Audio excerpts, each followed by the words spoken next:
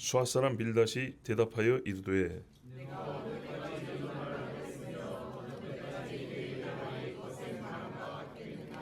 하나님이 어찌 정의를 굽게 하시겠으며 전능하신 이가 어찌 공의를 굽게 하시겠는가.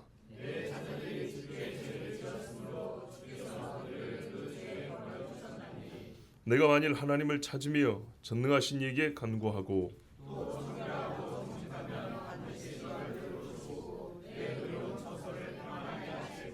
같이 봅니다. 내 시작은 미약하였으나 내 나중은 심히 장대하리라. 아멘. 자, 욥이 오늘 보니까 수아 사람이 나오는데 그 앞에 누구랑 대화했죠? 대만 사람 엘리바스라 했어요. 엘리바스라. 자, 엘리바스가 한 말에 대하여 욥이 대답을 했는데, 그러면 엘리바스한테 욥이 대답을 했으니까 다시 엘리바스가 답변하는 게 어울리죠. 그런데 빌닷이 나왔어요.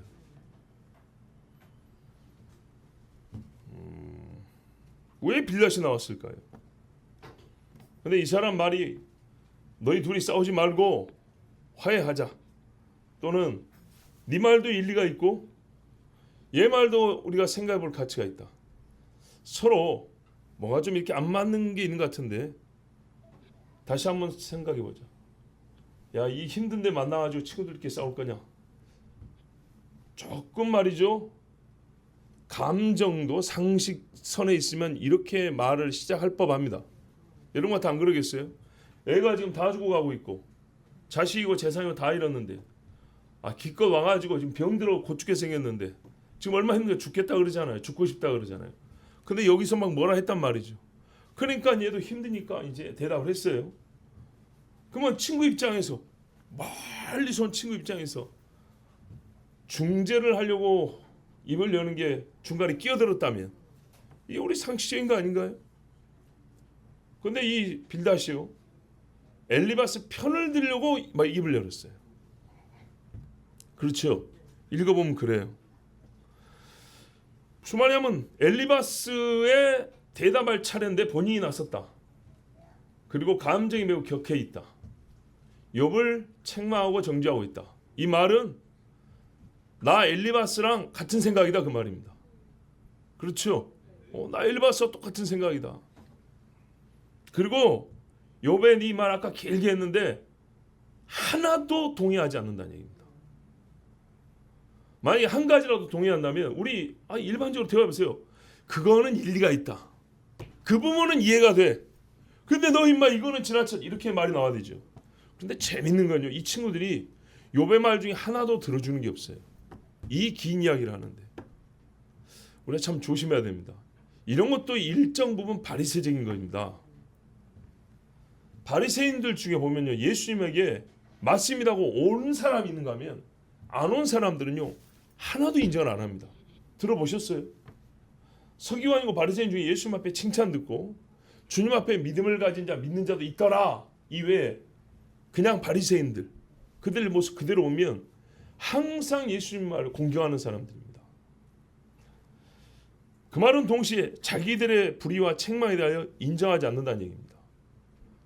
그러니까요, 엘리바스에 대하여 욥이 한 대답에 옳음이 있다, 맞는 말도 있다에 대하여 빌닷은 전혀 인정하지 않는다는 얘기고, 욥의 잘못에 대하여 100% 확신한다는 뜻입니다.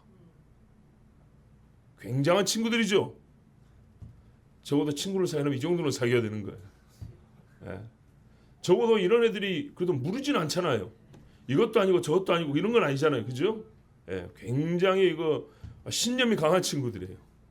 이런 애들이랑 정치를 하면은 이리 되든 저리 되든 뭐 한 가지는 하겠는데. 자, 2절 보세요. 네가 어느 때까지 이런 말을 하겠으며 어느 때까지 내 입의 말이 거센 바람과 같겠느냐. 우리 앞에 그 6장에 보면 어딘가 이 바람 이야기가 나와요. 욥이 스스로 그래요. 스스로 뭐냐면 내가 하도 힘들어서 바람 같은 소리를 좀 한다. 그런 기억나죠? 지금 어딘지 정확히 기억이 안 나는데, 예? 몇 절요? 7장. 7장이구나. 6장이 아니라 7장 7절에요? 아닌 것 같은데. 그게 아니고 본인의 말이 16절요? 6장 26절. 그렇죠. 소망이 끊어진 자의 말은 바람 같으니라. 내가 지금 하도 힘들어가지고 내 말이 그렇게 들릴 거야. 이렇게까지 얘기했는데 그거를 그대로 받아가지고 양해를 구한 얘기인데 그거를 그대로 받고 오히려 공개합니다. 너 그냥 막 정신없이 휘몰아치는 바람 같은 소리 그거 하나 쓸데없는 소리 그만두라고 이렇게 얘기하는 겁니다. 그러니까 일고라 그러지. 일고 한 번의 생각. 욥의 말에 대해서 단 한 가지 것도 단 1분조차도 생각할 것이 없다. 욥의 말을 아예 안 들었다는 얘기입니다. 왜? 대단한 친구들이에요 진짜.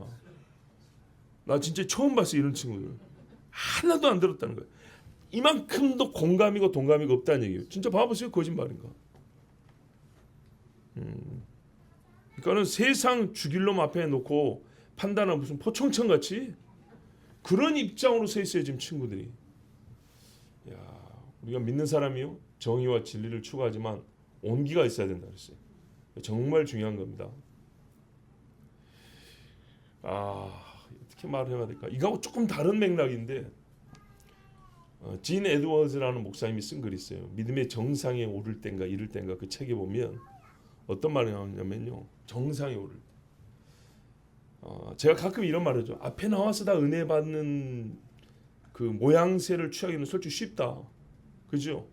여기 앉았을 때보다 여기 나올 때 뭔가 한마디 더 감격이 격하게 돼 있어요. 또 무슨 예식 때는 더 격하게 돼 있어요. 격하다 말에 화난다는 게 아니라 잘 일어난다고요. 여기. 막 감정적으로. 그런데요.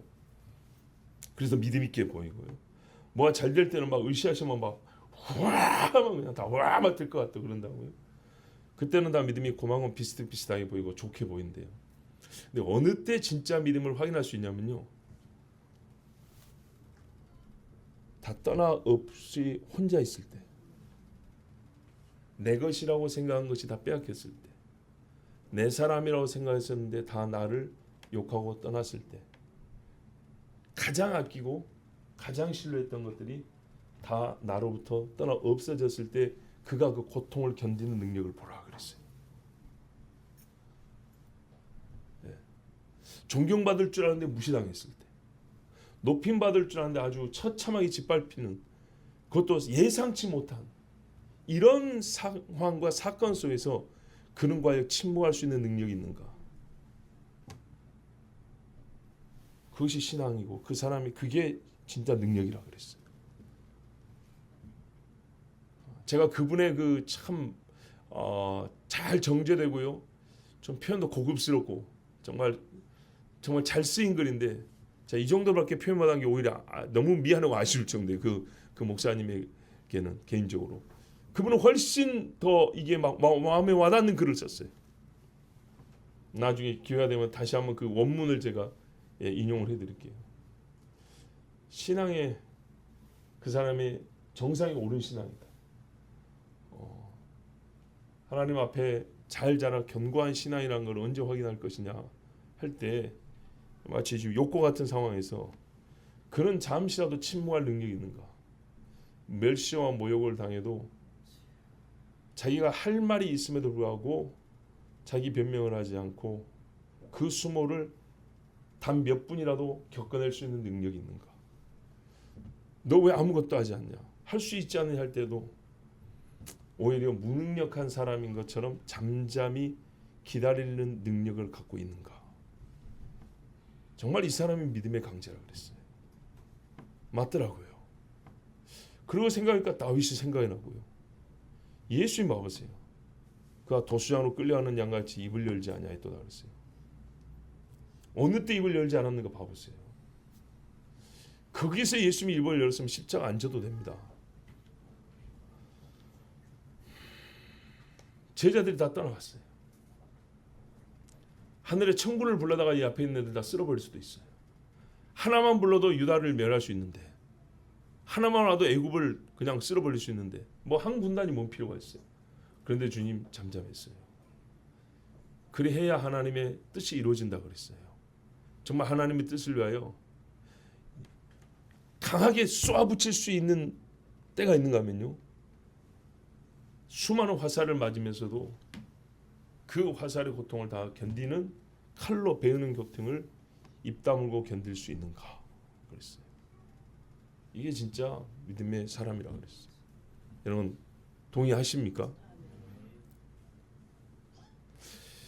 그렇게 보면 이분들이 좀 더 배워야 될 것 같아요. 그죠? 그러니까 우리의 모습을 보면 말 잘하는 예는 속해요. 저나 여러분이 아직 여기 어딘가 있는 것 같은데, 왜 이 욥기에 나오는 인물들은 잠시 동안 침묵할 줄을 모를까요? 왜 견딜 줄을 모를까요? 그죠? 짐승도요, 배가 한참 고파도 훈련된 짐승은 먹을 걸 놓고 안 본다고요.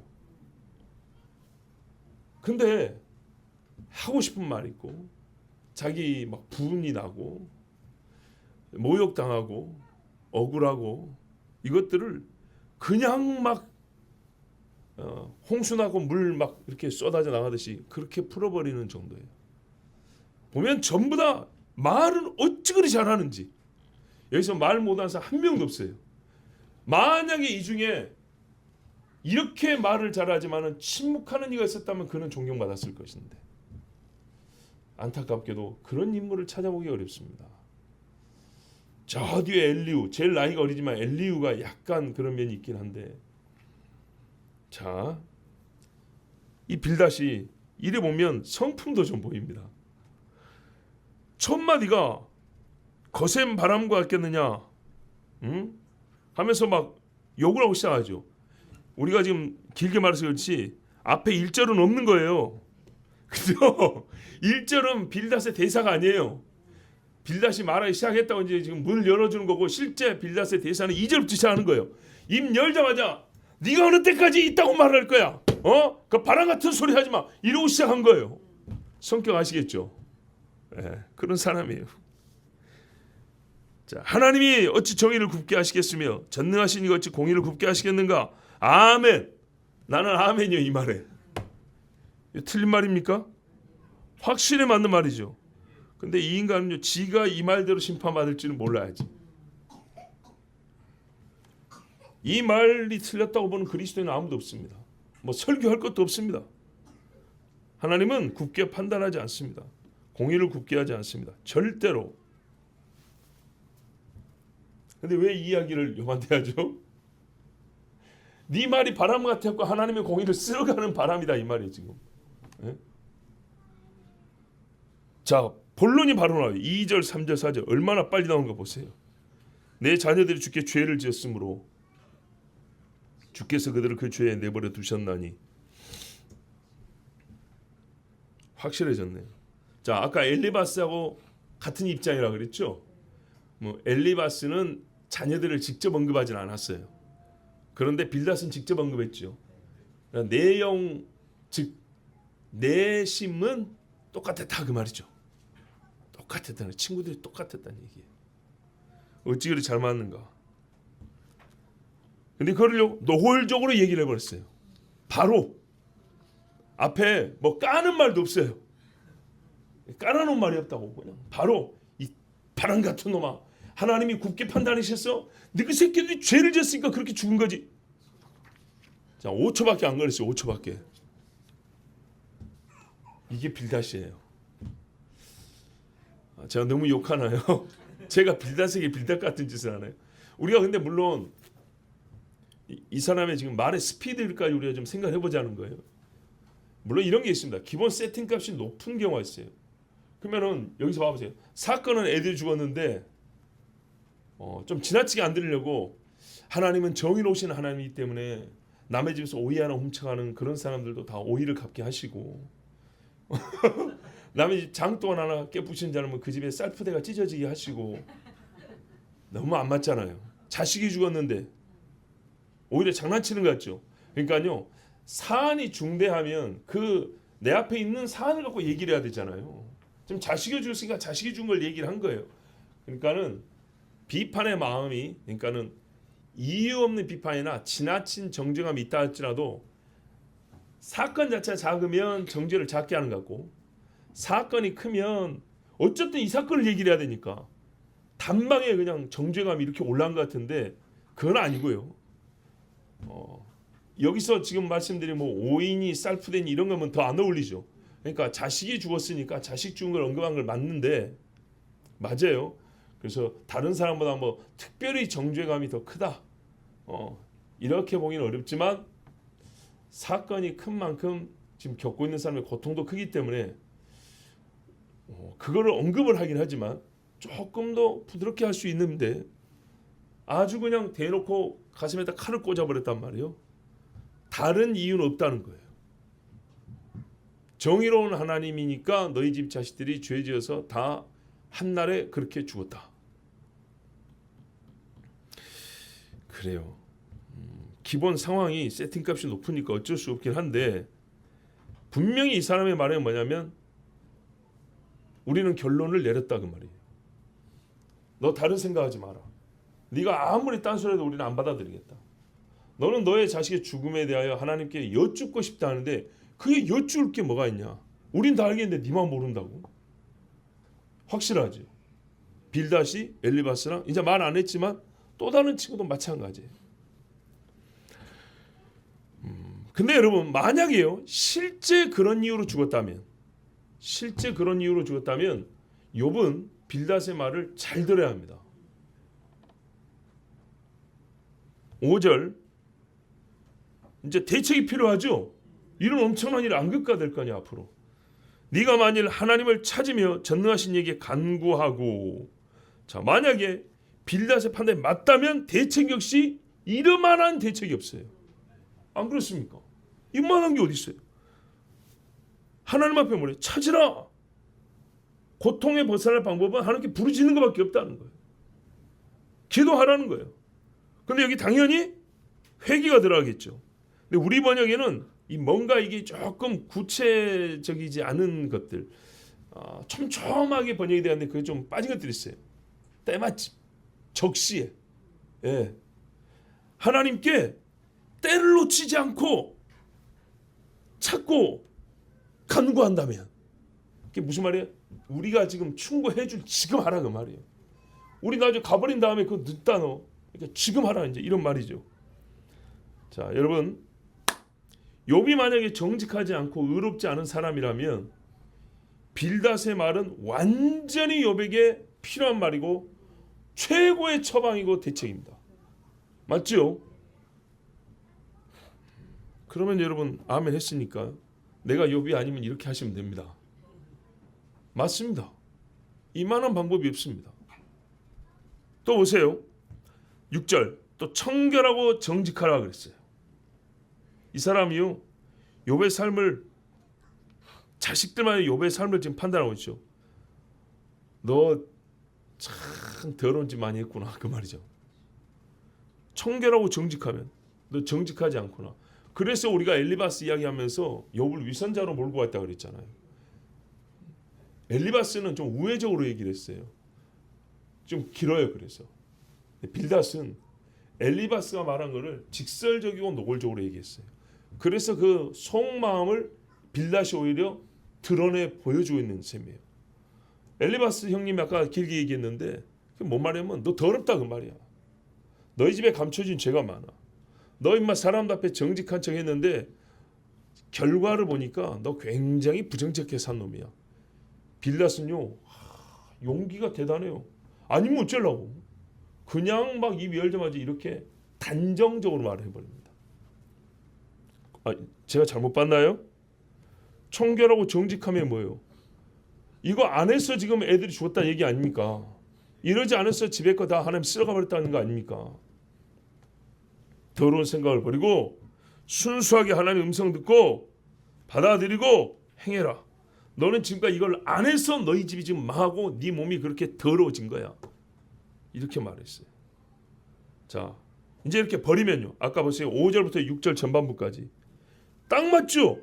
하나님을 찾아 회개하고 기도하고 죄를 버리고 청결하고 정직한 마음을 가지면 어떻게 돼요? 하나님이 회복하고 복 주죠. 이건 마음과 불변의 진리예요. 맞아요. 욥이 빌닷과 엘리바스가 판단한 것처럼 그랬다면 대책으로서 해결 방법으로서 이거는 최고예요. 최고. 이외에 다른 게 없어요. 일반적으로 정말 맞아요. 하나님이 내 의로운 처소를 평안하게 하실 것이라, 너를 돌보실 것이라 하나님이 시작하신다 이런 말이거든요.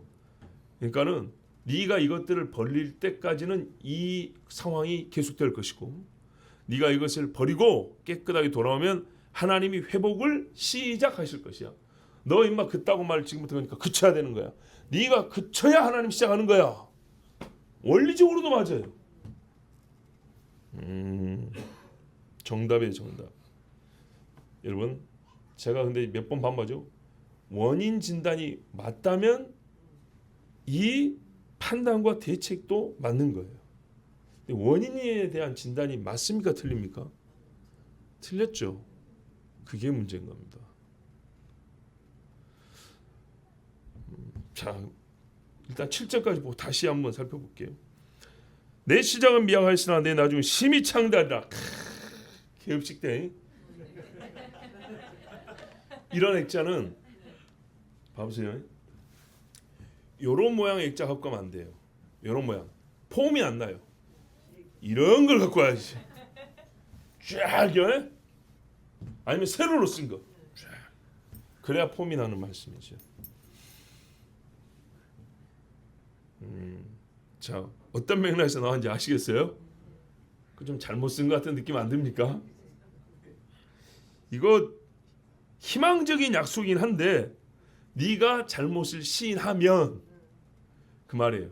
네가 잘못 시인하면 하나님이 그렇게 해주실 건데 빌닷의 속마음은 뭐예요? 근데 그렇게 안 할 것 같다. 그 말이죠. 그러니까 약간의 이 조소가 섞인 약간 비웃음이 섞인 그런 말이에요. 네가 그렇게만 한다면 하나님이 참 잘 되게 해줄 건데 뭐 이런 투의 말인 거예요. 자, 그러면 남의 가게에 가고 하나님 말씀 잘 되겠소만은 뭐 이런 겁니까? 그건 아니죠. 그건 아닌데 자, 우리가 잘 모르고 문구만 보고 간 거. 그래서 맥락이 참 중요하다는 겁니다. 그런데 우리가 문구만 보고 가서 잘 모르고 썼지만 이게 중요합니다. 어린애같이 사용하면 하나님이 우리의 우둔함을 용서해 주십니다. 예. 그래서 실제로 그 문구를 주여 이렇게 잘된 사람도 있어요. 기복주의를 바란 게 아니고 순수하게. 예. 나중에 깨닫고는 어떻게 해요? 하나님 본문을 보니까 제가 좀 잘못 생각했습니다만은 그래도 저의 우둔함을 용서하시고 그래요. 빌닷의 말이 전반적으로 맞습니다. 제가 하나님 앞에 늘 청결하고 정직하게 하겠습니다. 이렇게 해주시옵소서. 그러면 되죠. 예. 자, 욥이 정말로 자기 죄 때문에 이런 고난을 당한다면 빌닷의 말은 100% 맞습니다. 일반론으로 맞는 것뿐만 아니라 욥에게 해당하는 말이 되는 거예요. 욥을 위하는 최고의 조언이 됩니다. 점차로 좋아질 것이다. 갈수록 창대할 것이다. 하나님이 손이 큰 분이다. 이전보다 훨씬 더 좋게 해줄 거다. 맞죠? 맞습니다. 맞아요. 자, 이제 빌닷의 말을 몇 가지 좀 짚어가면서 앞에서부터 다시 한번 봐볼게요. 조금만 한 산만 좀 깊이 파가지고 한번 봐볼게요. 욥에게 말을 시작할 때 어조하고 어투를 보면 말의 속도를 보면 아까 말씀드린 대로 성품을 알 수 있다고 그랬잖아요. 근데 성품도 뭐 사람마다 다르니까 그런다 치고 자기 자신에 대한 생각을 읽을 수 있어요. 자신의 말에 대한 확신이 있을 뿐만 아니고요. 그죠? 확신이 있으니까 이렇게 말을 하는 거예요. 이 말은 무슨 말이냐면 지금 개인이 자기에 대한 생각을 얘기하는 게 아니고 남에 대한 판단을 얘기하는 거잖아요. 자, 나의 생각이 틀렸다라는 걱정을 안 해요. 근데 이것을 내가 나에 대한 판단이고 남을 판단하는 거라고요. 굉장히 무서운 인간입니다. 남을 판단하는데 나는 틀릴 리가 없다. 이런 사람이에요. 그러니까 이렇게 말이 나와요. 네. 엘리바스하고 한마디 주고받은 거 보고 욥에 대한 판단 끝났고, 그리고 내 판단은 틀릴 리가 없다. 조심성이 하나도 없잖아요. 말이 짧다고 여러분 좋은 것만 아니고요. 어떤 사람은요, 많은 거를 그 짧은 말에 결론이 났기 때문에 압축시켜가지고 그냥 빨리빨리 끝내버리는 케이스도 있어요. 그만큼 오히려 더 위험합니다. 추호도 욥에 대한 자신의 판단이 틀렸을 거라고 가정도 안 해요. 혹시 틀리면 어떡하지? 우리 그래서 가끔 말하다 중간에 한 번씩 멈추잖아요. 혹 내가 틀릴 수 있는데 또 쭉 자신 있게 말하다가 혹시 내가 어떤 잘못할 수도 있고 내가 잘못할 수도 있는데 그것도 이야기하고 그러죠. 중간에 마디라도 한번 끊어져야 되는데 그런 게 없어요. 얼마나 자신감이 충만한지, 그리고 욥에 대한 판단이 확실한지, 자기의 의로움에 대하여 정말 견고한 믿음을 가지고 있는 사람입니다. 그래서 여러분 이런 사람들이 실수할 때 무섭습니다. 왜? 한꺼번에 집을 이만한 게 지어놨다고요. 그죠? 말로 그냥 막 남들은 벽돌 한두 장 쌓을 때 한 방에 콘크리트 부어가지고 이렇게 쌓아놨단 말이에요. 이런 케이스의 실수가 뭐냐면요, 제일 큰 게 뭐냐면 시기예요. 시기. 아니 서로 질투하고 시기하는 그게 아니고요, 타이밍. 예, 본인이 너무 때를 땡겨버리는 스타일이기 때문에 잘못해서 때가 어긋나 버리면 판단의 내용보다요, 물론 내용과 상관있지만 때가 어긋나 가지고 오는 패착, 곤란함이 매우 큰 경우, 이런 사람들이에요. 예. 조금 두고 보고 얘기를 되고요, 조금 시간 간격을 두고 말해도 되는데 이만한 것들을 단숨에다 이겨버렸어요.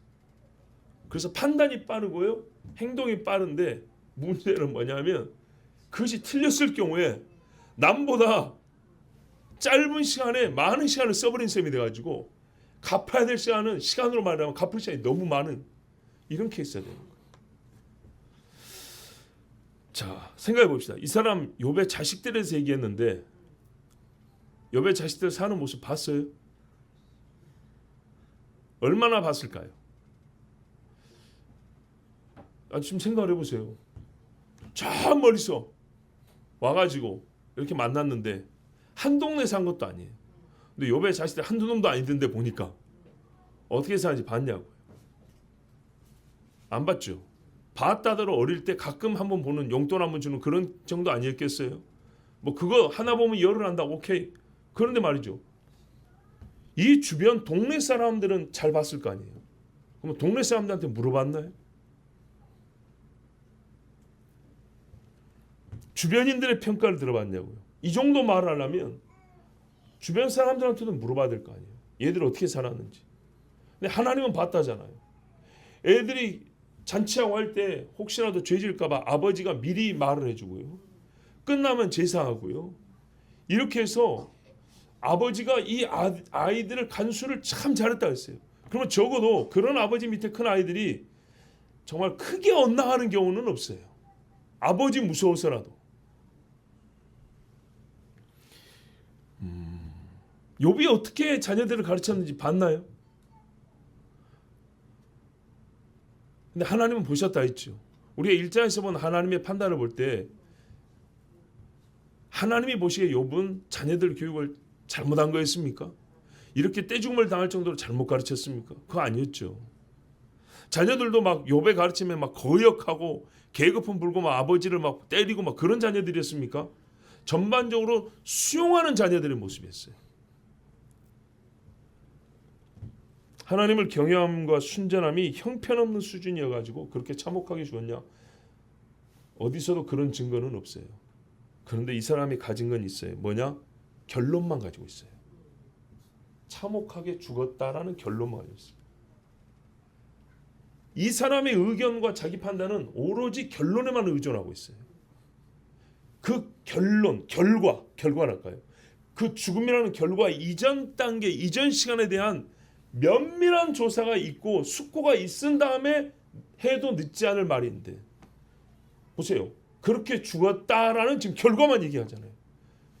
내가 들어보니까 너희 아이들이 이러이러한 죄를 지었고 숨겼더니만 너도 이러한 죄를, 근데 결과에 완전히 자기의 판단을 거기다 의존했기 때문에 원인에 대해서는 추정과 상상과 가정이에요. 그런데 그거를요, 가정일 뿐인데도 가정적으로 발언한 게 아니라 확정적으로 발언하는 스타일이에요. 왜? 결과를 보면 앞에 거 안 물어봐도 답이 나와, 이런 말이 있는 거죠. 이게 위험한 겁니다. 예수님이 십자가에 못 박혀 죽였으니까 결과적으로 어떻게 해요? 참혹하게 죽었죠. 신명기에 저주받은 자가 하나님께 저주받은 자가 나무에 달린다고 그랬어요. 그러니까 유대인들은 어떻게 해요? 지금까지도 하나님께 저주받은 자라는 거예요. 그 앞에 거는 읽어보지도 않고 찾아보지도 않고요.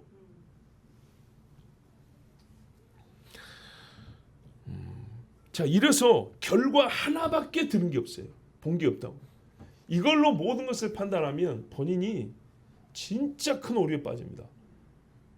예, 논리적인 오류지만은 현실적으로 말하면 하나님 앞에 죄를 짓는 거예요. 죄. 그리고 욥에게는요, 씻을 수 없는 상처를 줍니다. 여러분 욥 입장한테 해보세요. 지금 이런 말 들었다고 생각을 해보세요. 예? 돌려도 괴로운 말을 지금 5초도 안 돼가지고 이렇게 쏟아버리면 못을 몇 개를 박았는지. 그런데요, 이 사람이요, 또 얼마나 바르냐면요, 이렇게 막 못 박아놓고 바로 내가 너를 위해서 해주는 말인데 빨리 하나님 앞에 가서 기도하고 회개하고 생활을 고쳐, 이렇게 한 거예요. 그러니까 문장 하나하나 놓으면 이렇게 맞는 말이 없다니까요. 바리새인들의 말도 가만 보면 앞뒤 다 떼고 한 줄만 떼놓으면 맞는 말이 꽤 많아요. 예수님 말하면 그들의 가르침은 들어도 된다고 했어요. 그 정도로 잘했어요. 자, 이 빌닷의 충고는 이런 말입니다. 봐보세요. 자기가 지금 확정적으로 욥을 판단했죠. 욥이 돌아오라 그랬죠. 돌아오려면 어디 기준점이 있어야 될 거 아니에요. 어떤 모델이나 이 표준적인 어떤 이 지점 뭔가 있어야 될 거 아니에요. 그 어디다 설정했을까요? 우리 엘리바스 형님이나 우리 빌닷 나 우리처럼 하면 되는 거야. 너 이렇게 오면 봐보세요 지금. 그렇죠. 이렇게 확정적으로 옳지 않은 자는 이렇게 말할 수 없잖아요. 이렇게 정확하게 하는 사람은 진짜 단숨에 이렇게 판단을 내는 사람의 말에는요, 그럼 제가 어떻게 해야 되죠? 누구를 따라하면 되죠? 했을 때, 내 입으로 말하기 좀 그런데 나처럼 하면 돼. 아니 사실 욥이 이렇게 개판이었으면 말을 들어도 어떻게 해야 될지 모를 거 아닙니까? 우리 신앙이 굉장히 어린 사람들은 가르쳐줘도 모델이 없으면 말은 알아먹었는데요, 어떻게 시작을 해야 되죠? 그러면 교회 누구 집사님 있잖아요, 거기 따라가서 기도하고 우리 장로들 옆에 예배드릴 때 같이 옆에 앉아 예배드리고 이렇게 가르쳐야 되잖아요. 친구들 앞에 밝혀진 욥은 그냥 아무것도 아니었어요. 바람 같은 인간이었어요. 그러니까는 그들의 마음속에 뭐냐면 네가 우리만 했어도 이런 일을 안 겪었을 거다. 봤지? 우리 이 정도 돼야 되는 거야. 이렇게 네가 돌아와야 되는 거다. 우리가 하나님 앞에 얼마나 지금 바른 예는 하나님이 우리를 복 주시고 니를 지금 가르치려고 우리를 보낸 거 아니냐. 이런 입장입니다.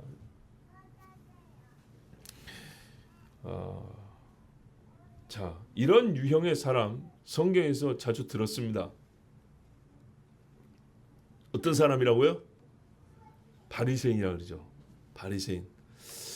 원래 바리새인은요, 구별된 사람들로서 말씀을 잘 지키려고 했던 사람이에요. 그러나 그렇게 열심히 살짝 옆으로 나면 자기 의가 된다 그랬죠. 이제 이 말씀과 상관하여 우리가 떠올릴 수 있는 사건이 있는데 봐보세요. 지금 욥은 하나님 보시기에는 친구들보다 욥이 옳죠. 나중에 뭐라 그랬어요? 친구들 아주 부끄럽게 됐죠. 욥이 니보다 옳다, 너희들보다. 욥이 기도 안 하면 확 네가 그냥 이랬죠. 예수님이요, 누가복음 7장에 보면 한 바리새인의 집에 식사 초대를 받았어요. 이 바리새인이 예수님을 존경하고 사랑하고 그렇다기보다는 사람들이 욕하는 세리와 창기의 친구라고 그랬어요. 예수님을. 나 바리새인은 그런 사람하고 원래 밥 먹으면 안 돼. 그런데 나는 있잖아, 밥 먹을 수 있는 사람이야. 불렀어요. 근데 한 대야에 손을 넣기 싫어. 예, 그 집 쓰는 대야에 손 씻을 물 안 줬어요. 굉장히 경멸하는 거예요. 예, 유대인들 이거는 풍습이고 다 하는 거예요, 다. 근데 예수님만 손 안 씻었겠어요? 제자들도 못 씻었겠죠. 그러면은 봐보세요. 보기에 손 씻은 우리하고 초대받았지만 손 안 씻은 그들하고 이렇게 다 바로 대별이 되죠. 이걸로 상징하는 거죠. 나 이렇게 손 안 씻는 놈들하고 같이 밥 먹을 수 있어. 일부러 물 안 줬죠. 이게 판단이 뭐예요? 이놈들은 손 안 씻은 놈들과 같다 그 말이에요. 나 바리새인이 보기에 예수와 예수 제자들은 손 안 씻은 놈들과 같고 우리는 손 씻은 사람들, 평시에 이렇게 갈라놓고 생각했다는 거예요. 그걸 상징적으로 주변 사람들도 알 수 있도록 일부러 손 씻은 물 안 줬어요. 근데 안 줬어요. 근데 일이 벌어져 버렸어요. 그래서 그 동네에 이렇게 돼 있어요. 죄인인 한 여자 이렇게 돼 있어요. 다 아는 여자예요. 어찌 죄를 짓게 됐는지는 모르지만 확실한 건 죄인이라고 분명 말했어요. 근데 이 여자가 식사할 때 자리가 약간 이렇게 이제 밥을 먹으면 손을 이렇게 예수님 뒤로 와가지고 발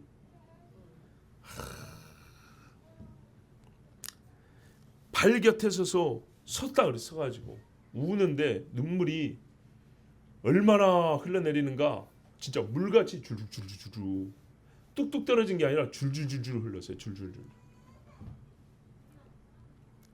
예수님 발을 눈물로 적셨다 되어 있습니다. 그리고 자기 머리털로 닦고 발이 좀 깨끗해졌겠죠.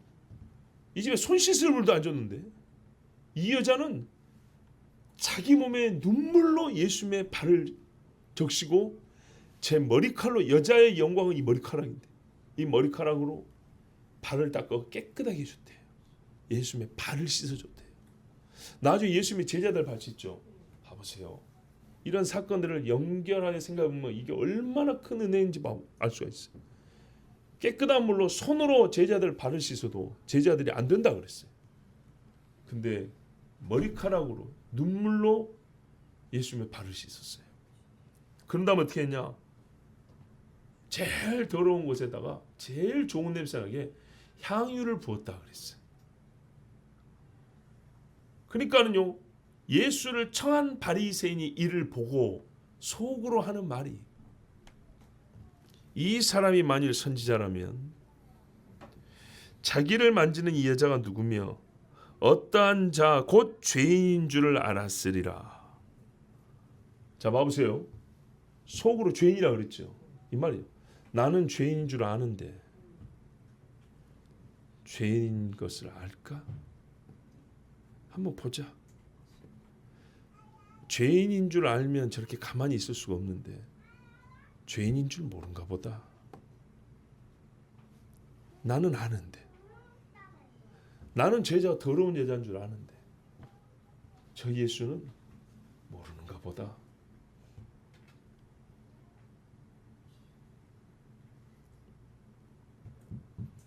여러분, 이 바리새인은요, 자기가 예수님보다 죄인과 의인을 가리는 눈이 더 낫다. 예수님은 그 눈을 가지지 아니하였다. 예수님은 부정하다. 그렇게 판단했어요. 근데요, 예수님이 이렇게 말씀했어요. 이 사람도 이름이 시몬이 뭐예요? 시몬아, 내가 내게 이를 말이 있다. 굉장히 부끄럽게 말했어. 너는 나 왔을 때 손 씻을 물도 안 줬다. 자, 근데 이 여자는 아까 내가 들어올 때부터 자기 눈물로 적시고 머리카락으로 닦고 입 맞추기를 끊이지 않고 쉬지 않고 있다고 그랬어요. 이게 왜 그런 줄 아냐? 속을 다 알고 계시죠? 이 여자가 누군지도 모르는 자라고, 너는 선지자급도 안 되는 사람이라고. 그러니까 선지자급도 안 되는 사람을 내가 선생님 오늘 모셔서 밥을 대접하고 있다고 이제 왜? 이러는데 말이죠. 예수님이 하신 말씀 뭐였어요? 죄 사함을 많이 받은 자 누가 더 사랑하겠느냐 이 말씀을 이어가셨죠. 죄인인 줄도 모르는가 보다. 아니 너는 이 여자가 용서받은 줄 모르는구나. 이 여자가 믿음이 있는 사람인 줄 모르는구나. 너는 믿음을 가져본 적이 없고 너는 사랑을 해본 적이 없어서 이 여자가 나를 얼마나 사랑하는지 너는 모르는구나. 친구들이요, 욥한테 너희 자식이 우리처럼 하나님을 의롭게 섬긴 적이 없어서 그런 거야. 근데요, 몰라요. 하나님이 이미 판단하시기를 사단에게도 너 욥을 보았느냐? 그처럼 나를 경외하고 악에서 떠난 적 없다. 이걸 몰라요. 모르면서 얘가 하나님 앞에 의인이었다면 이렇게 안 당했을 건데. 얘가 우리는 보이는데 그걸 아직 못 보는구나. 이러고 있는 거예요. 이게 바리새적인 시각.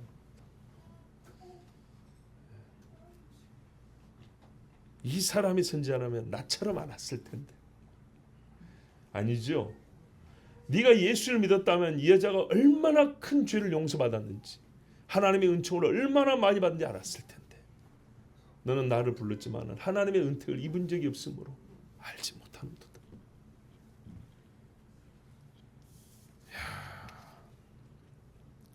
그리고 이 빌닷이 욥의 말에 대해서도 오해했어요. 욥의 말은 이름 듣기에는 자기 의를 주장하는 것처럼 보이지만 우리가 전에도 봤듯이 직접적으로 하나님을 대적하고 하나님을 불신하는 말은 한 번도 한 적이 없어요. 도리어 빌닷이 욥을 몇 마디 듣고 정죄로 마음 먹으니까 다 그렇게 들리는 거죠. 그쪽으로만 자꾸 이렇게 꼬아서 들리는 건데 객관적으로 정직하게 말하면 욥은 하나님께 의문을 제기했지만 실제로 궁금한 거예요. 너무 괴롭고 그렇지만 하나님에 대하여 부정하고 하나님을 직접 원망하는 말 그러지는 않았어요. 그렇게 한 것 같죠? 좀 그런 것 같죠? 예, 그래요. 그렇게 들리는 말도 있어요. 그리고 제가 그렇게 설교했죠. 예. 근데 욥이 말했잖아요. 뭐라 아까 말했잖아요. 더 힘드니까 내가 좀 너희가 듣기에 그 바람 같은 소리가 좀 할 것이다. 이러고 얘기를 했다고요. 그렇게 한 말이 있어요. 그래서 제가 했잖아요. 탁상에서 우리가 하는 얘기가 아니라고 이야기가. 정말 지독한 고통 중에서 하는 얘기라고. 그러니까는 말이 이리 왔다 저리 갔다 좀 하기도 하고 막 튀어나왔다가 폭발했다가 또 막 울었다 웃었다 막 이런 그런 와중에 나온 말들. 근데 정말로 하나님 앞에 이 신앙을 배격하는 그런 하나님에 대한 불신의 말을 한 적이 없다고 말입니다. 마지막으로 하나만 더 올 것은 빌닷의 말에는 또 하나의 가정이자 그러니까는 검증을 위한 가정이자 본인에게는 법칙과 같은 사실이 하나 있어요. 이것도 한편 맞는 것이지만 또 한편 잘못 쓰면요 굉장히 위험한 겁니다. 아까 봐보세요. 결과를 보고 원인은 볼 것도 없이 판단을 내려버렸죠. 이 사람은 그래서 이후의 일에 대해서도 결과주의자입니다. 무슨 말이냐면 네가 하나님 앞에 이러이러하면 장래에 좋은 일이 있을 것이다 이렇게 했죠. 일반적으로 이거 맞는 말을 그랬어요. 그러면은 빌닷 입장에서는 어떻게 할까요? 좀 지켜본다는 거죠. 안 좋아지면요. 안 좋아지면 욥은 신앙이 없는 사람이 되는 거예요. 그렇죠. 예. 지금까지 있는 일도 결과적으로 판단을 했어요. 그럼 이후에도요. 창대하리라 그랬죠. 안 창대해지네. 예. 안 창대해진다고요. 나아진 게 없다고요. 그걸 한 10년 보냐 아니 한 1년 봐요. 이런 사람들 되게 시간으로 또 큰 오류를 맞는다 했죠. 네가 바로 기도하고 하나님 앞에 했으면 뭔가 좀 조짐이 좋아져야 되고 나타나야 되는데 안 보여. 너 아니다. 이런 식의 판단도 금방금방 하는 스타일.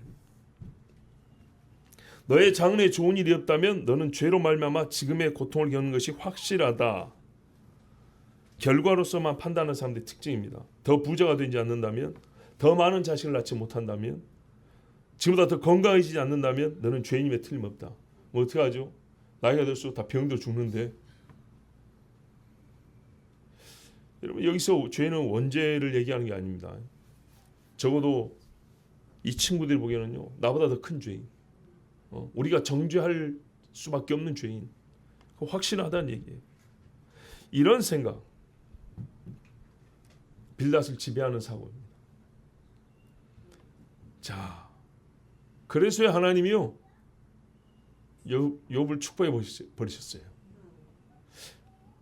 그 얼굴을 좀 봤어야 되는데. 욥이 끝까지 싸우거든요. 잘 봐보세요. 중간에 친구들의 말을 동의한 적이 없어요. 합의해 준 적이 없어요. 즉 친구의 말로 욥이 새 사람 되지 않았어요. 근데 하나님이 욥을 창대히 해줘 버렸어요. 그죠? 나 그때 빌닷 얼굴 좀 봐야 되는데 부끄럽지 않았을까요? 정말. 거기다가 하나님이 책망까지 했어요. 너희 한 말이 욥보다 의롭지 못하다. 욥이 너희를 위하여 기도하리니 너희가 용서를 받고 고침을 받으라 그랬어요. 진짜 나중에 창대해졌지 않습니까? 빌닷이 그 부끄러움 어떻게 감당했을까요? 아직 빌닷의 말은 끝나지 않았습니다. 또 이어집니다. 어떠세요, 여러분? 재밌는 인물이죠. 그래서 배울 것도 많은 사람이죠. 잘해서가 아니라 우리 스스로 돌아볼 이야기가 많은 사람이죠.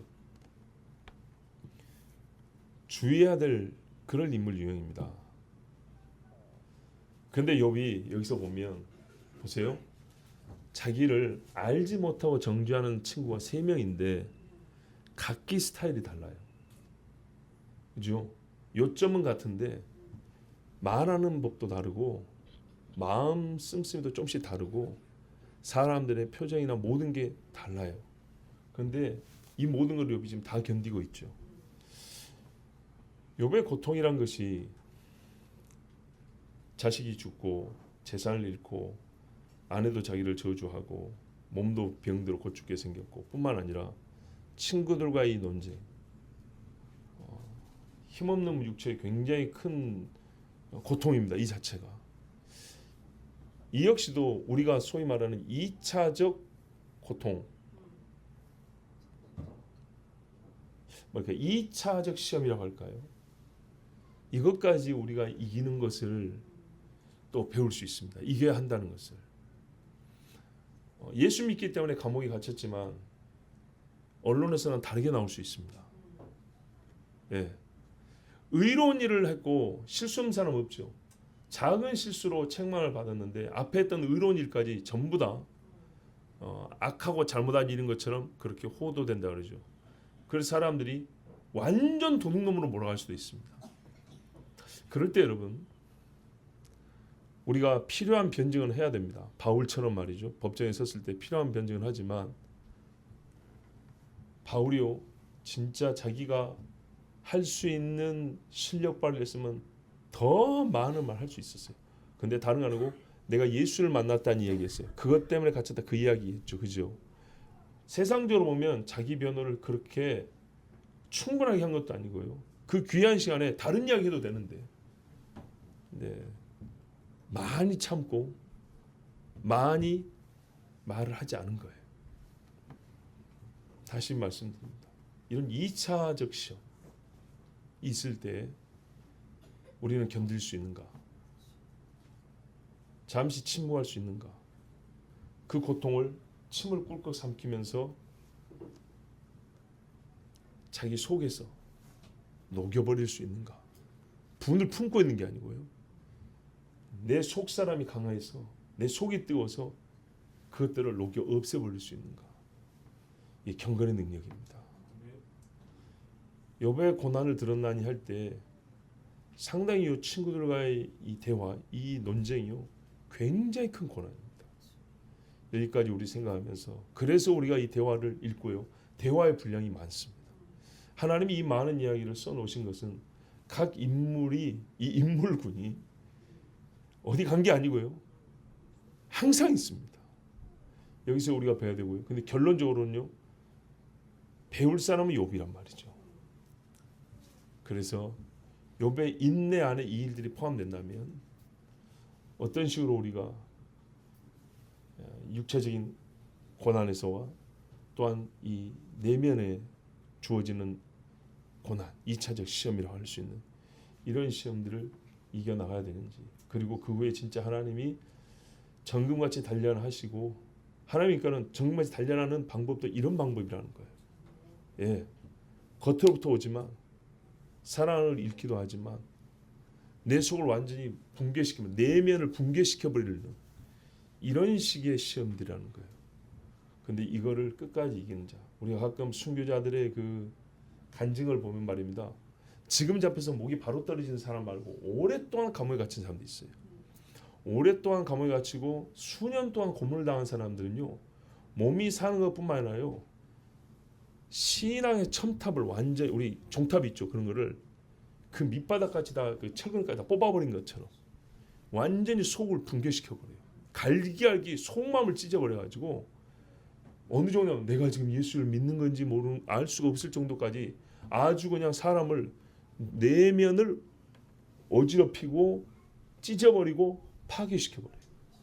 그 정도까지 고난을 많이 겪습니다. 오래 옥살이를 하면서 예수 때문에 고난을 겪은 사람들이 겪은 고난 중에는요, 그런 게 있어요. 매를 맞아서 아픈 게 아니고요, 속이 무너져요. 세례요한 봐보세요. 세례요한, 이 대단한 인간이 뭐라고 물었어요? 우리가 다른 일을 기다려야 됩니까? 이거 완전 충격적인 말 아닙니까? 자기가 가르친 제자만 또 못한 믿음처럼 보이잖아요. 이 정도로요, 우리 내면을 붕괴시키는 것이요, 가둬놓는 거예요. 감옥에 있으면 그냥 조용히 앉고 묵상하고 기도하고 주는 밥이나 먹으면 되지 뭐, 이런 게 아닙니다.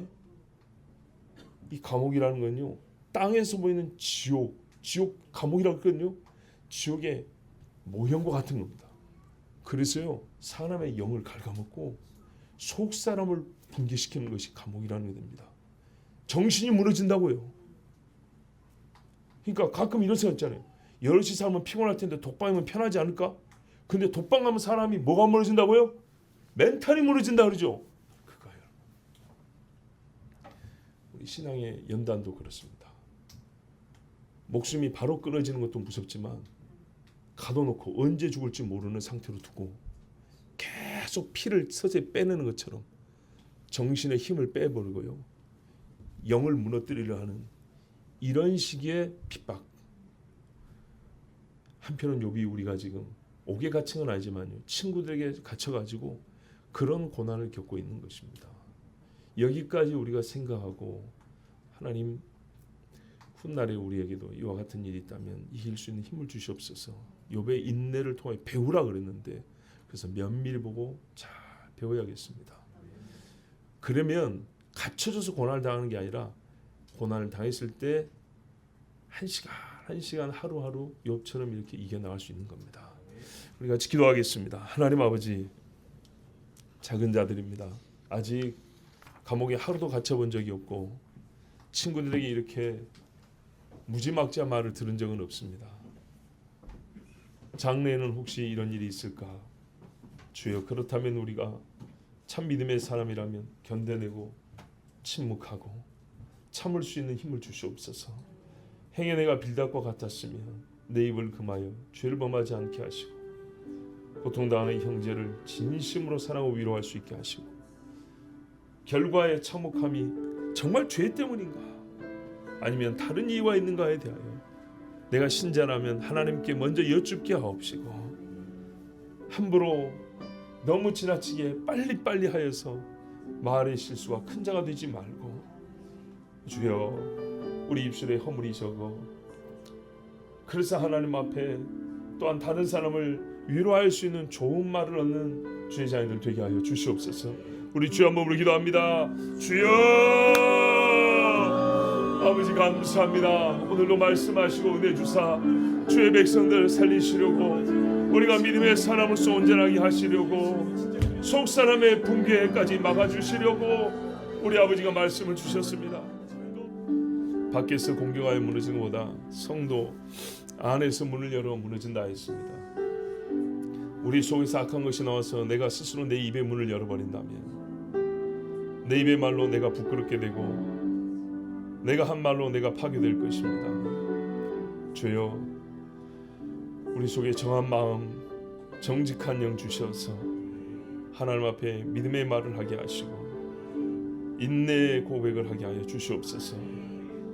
과연 견딜 수 있는가 할 때 주를 의지함으로 견디게 하옵소서. 빌닷과 같이 시기를 잘못 잡는 큰 오류를 범하지 않게 하시고, 형제를 사랑하지 아니하고 자기의 의만 높이는 자, 주여, 이런 사람은 절대 안 됩니다. 우리가 아무리 부족해도 이 정도까지 가면 안 됩니다. 아버지, 우리의 신앙이 약하다 할지라도 최저점을 좀 높여주시옵소서. 욥의 친구들, 사실 우리가 그 정도이지만은 읽었으니까, 배웠으니까 하나님 앞에 계속 훈련을 받음으로 말미암아 우리의 신앙의 최저점이 높아져서 아무리 낮게 떨어져도 입술로 큰 범죄하지 않게 하여 주시고, 하나님 앞에 책망 들을 정도의 지경까지는 떨어지지 않도록 주님 붙잡아 주시옵소서. 오 주여, 밖으로 오는 고통만 있는 줄 알았더니 속 사람을 붕괴시키는 이런 말들이 있습니다. 오래 예수 때문에 옥에 갇힌 자들은 세례 요한에서도 보듯이 그 영혼과 그 사람의 내면이 붕괴되어 약해져서 내가 믿는지 안 믿는지가 헷갈릴 정도가 된다 하였습니다. 주여, 그때 우리 주님이 요한을 살리시려고 말씀해 주셨습니다. 맞습니다. 우리를 택하셨으므로 완전히 무너지지 않도록 붙드시는 분이 주님이십니다. 그래야 존 번연은 그 옥중에서 철로 역정을 썼다 하였습니다. 옥중에 쓴 바울의 서신이 있습니다. 사람으로 할 것 같으면 바울은 옥에서 이미 무너진 사람이 되어야 되고 배도하는 사람이 되어야 될 것인데, 그는 주의 주신 힘으로 옥에서 진리의 말씀을 써서 전하였습니다. 아버지, 이것이 욥의 인내를 배운 자입니다. 우리도 그들과 같이 참신앙으로 마지막 때의 고난을 이겨나가게 하여 주시옵소서. 우리 주 예수 그리스도의 이름으로 기도하옵나이다. 아멘.